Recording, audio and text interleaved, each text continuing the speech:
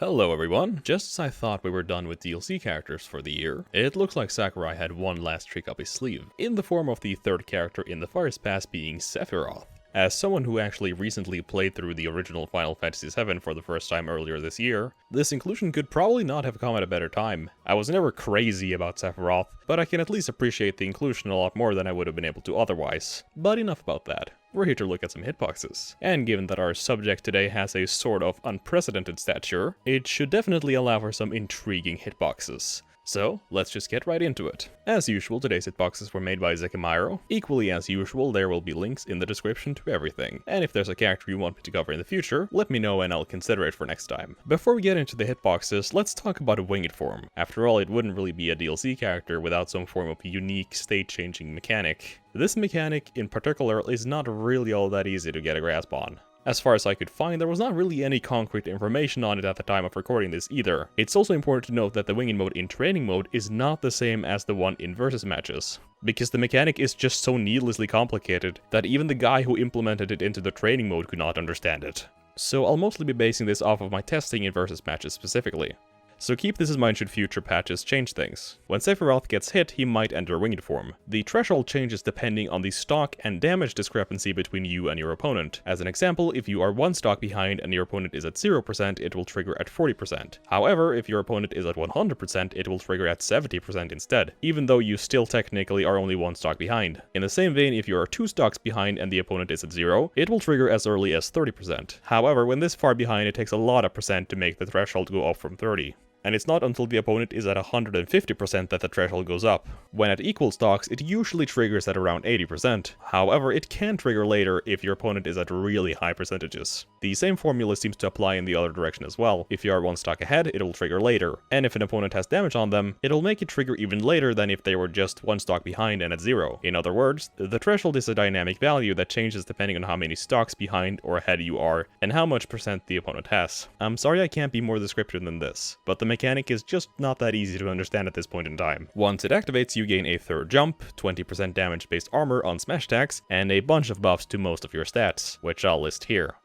The most notable of which being the 1.3 damage multiplier. However, it's very important to note that this multiplier works the same way as the short hop multiplier, meaning it does not actually apply the straight up 1.3 base damage increase, which is why the increased knockback is not as drastic as it would have been otherwise, though it does still make his moves kill earlier and deal a lot more damage. Aside from that, it's just a bunch of good buffs making him better. The wing sticks around until Sephiroth dies, or the game just decides to take it away from you after you land a KO, although I found it pretty hard to find a consistent pattern here, so we'll just take what we can get on this one. While on the topic of getting KO'd, I thought it was worth mentioning that Sephiroth is a surprisingly light character. You'd imagine that him being so tall and absurdly muscular, he'd be a pretty heavy guy, but nope, in this game he weighs as much as Kirby, not even joking, with a weight unit of 79, meaning he'll die pretty early relatively speaking. Now with all that out of the way, we can have a look at his hitboxes. His jab is nothing special, it's just a simple string of 3 hits. The first hit is a little off where you would imagine it being. This is to cover close to his body and make sure that low profiling is not much of a problem. The second and third hits are just about the same. It's nothing crazy, but it is a pretty nice move all things considered, given that Sephiroth does not really have that many fast moves to choose from. Down tilt is yet another slight kick along the ground. I guess this is just the trademark Final Fantasy VII down tilt. The move acts much like the others and has 2 hitboxes. It starts out strong with a decently sized hitbox covering the area along the ground. After a while it gets a little weaker and the hitbox gets smaller as well. It's a simple but effective way to cover the ground,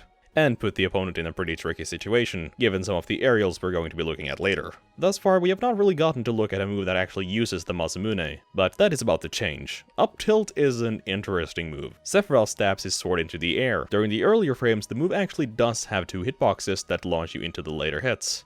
After the sword is up in the air, it gains 4 hitboxes. The closest one is the weakest, while the top hitbox is the sweet spot. After a while, the move becomes a little weaker and the hitboxes get smaller as well. Because of the sweet spot being the way it is, it can be a little bit awkward to connect, but it is very powerful if you can land it. Not surprisingly, it has a ton of range into the air and lasts for a really long time, although the hitbox is very slim, so you have to be precise. It's a very unique move. Can't really say I've seen hitboxes like these before, and this is just the beginning. His F tilt is, well, just a clean and simple hit. Sephiroth swings his sword in front of him, and it has just about as much reach as you would expect. The move has 3 different hitboxes, all of which deal differing amounts of damage. The closest one is the weakest, the farther one is a bit stronger, and the middle one is the strongest. The move can also be angled up or down, giving it a wide amount of range in total, although you have to be on point when angling or risk missing. Sephiroth's dash attack is probably one of the oddest moves he has. Not in terms of hitboxes, but I was just not expecting a guy with a massive sword to just run up to you and like claw at you with dark magic. I don't know.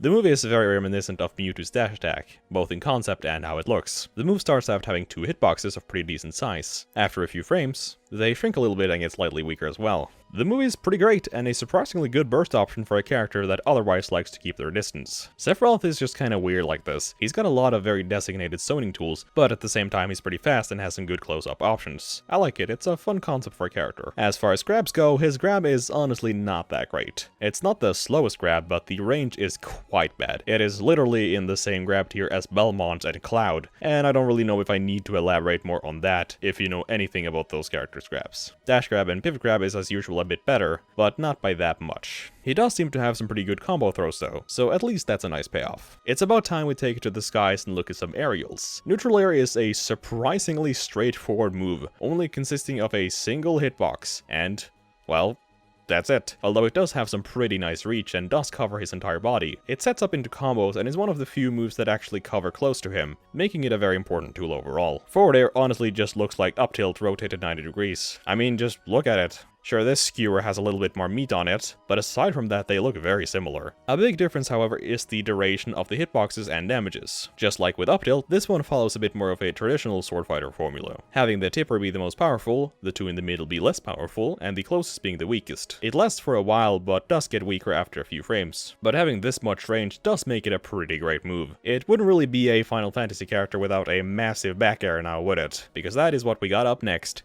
His back air is quite huge, certainly a lot bigger than a lot of the other moves we have seen so far. While it's only active for 2 frames, it covers a huge amount of area behind Sephiroth, and is very powerful. It's pretty slow all things considered, but the pure range and power more than makes up for that. Who could have ever imagined that having a massive sword would end you up with massive range? Along the way, it seems like Sephiroth must have realized that he's now in a 2D plane, and therefore tried to do swings with his sword instead of stabs. The result? Up air. It might not look so impressive during the individual frames, but the total amount of area this move covers is pretty groundbreaking as far as aerials go. It is huge, having 4 hitboxes all of equal size, which all trace after his sword, going in a perfect arc all the way from in front of him to all the way on the other side. The hitboxes in the middle are the strongest, while the others are a bit weaker. The only thing holding this move back from being absolutely broken is the heavy amount of landing lag the move has. Like, I'm talking like Smash 4 levels of landing lag here. You really feel it. Though that is not to say that this is not a good move. In the right situations, it can really get you. If it weren't for Sephiroth's obsession with stabbing people, he'd probably be the most overpowered character in Smash. Fortunately though, he only likes doing so every once in a while. Remember last time when I was talking about iconic moves in Smash? Well, this is certainly one of them, though perhaps a bit more infamous than iconic if I have to be honest. All jokes aside though, downer is a pretty wild move.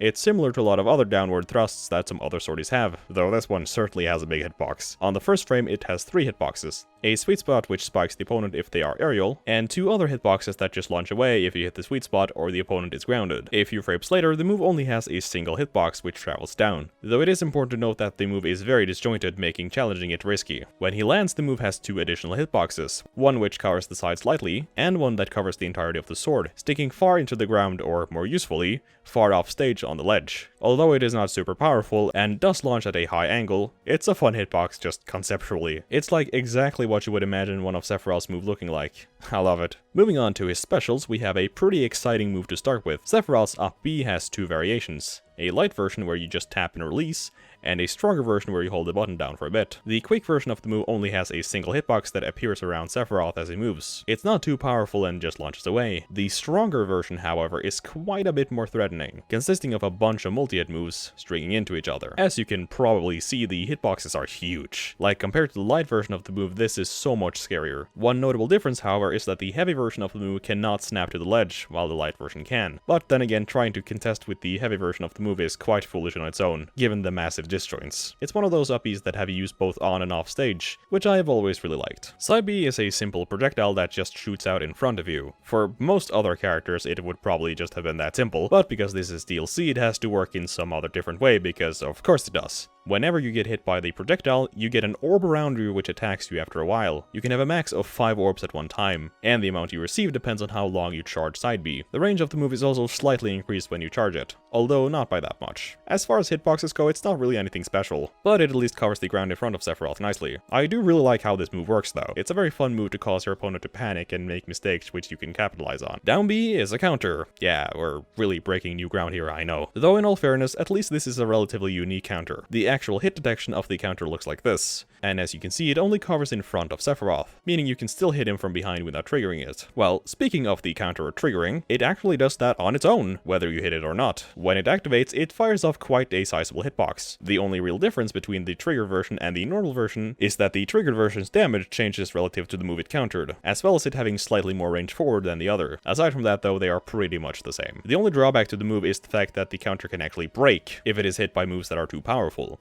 So you need to be careful with that. Neutral B is yet another projectile move, and here we have 3 variants, which changes depending on how long you hold down the move. The weakest version is faster to fire and travels the farthest, but it doesn't deal that much damage. The second version travels faster and also has less range. However, it is notably stronger than the normal flare. The hitbox is also a bit bigger as well. The final and most powerful version of the move looks like this. Its range is significantly shorter than the 2 others, but the explosion blast is massive and deals an outstanding amount of damage. Though granted, the amount of startup you have to go through does justify this move being this powerful. If the projectile hits anyone else on the way, it'll blow up early, but the hitboxes are the same. Lastly, as usual, we'll be looking at his smash attacks. And boy did I save the best for last this time. His up smash is honestly absurd from a hitbox perspective. Just look at that. It's like an even more powerful version of up air. The move starts out with 6 hitboxes overlaid. In this case, the sweet spots are in the middle, which also has the lowest IDs, making them easier to hit. The tipper is weaker, but not as weak as the hitboxes closer to the hilt of the sword. For the next few frames, the move continues its arc following the sword, and all the hitboxes get stronger now as well, until we get to this frame where the move is given some extra hitboxes above Sephiroth, the lowest hitbox being the sweet spot out of the 2. After this, the move just continues following the sword until it ends. The sheer range of this move is pretty insane, and it has a lot of good kill power as well. While it might be a little slow, the range more than makes up for that. Forward smash also follows the same formula that most of his other sword attacks do, having the sweet spot in the middle, a weaker hitbox on the tipper, and an even weaker up-close hitbox. This move has a lot of hitboxes, but they all follow that pattern, at least on the first frame anyways. On the second frame it's still the same, but the sword hitboxes are now in the Z-axis, and no longer cover the blue hitbox, meaning the sweet spot is technically at max range, even though the sword hitbox would have been longer anyway. The sweet spot on this move is really strong, and combined with that solid range, it's not a move to be taken lightly. Down smash is one of those rare moves in Smash that actually have 2 different variations depending on whether or not it hits the ground. If you use the move, but the sword does not hit the ground, it simply looks like this.